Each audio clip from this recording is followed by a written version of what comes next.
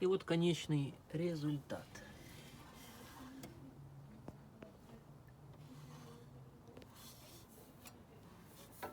Камера ощущений не передаст. Передаст только зрительные элементы.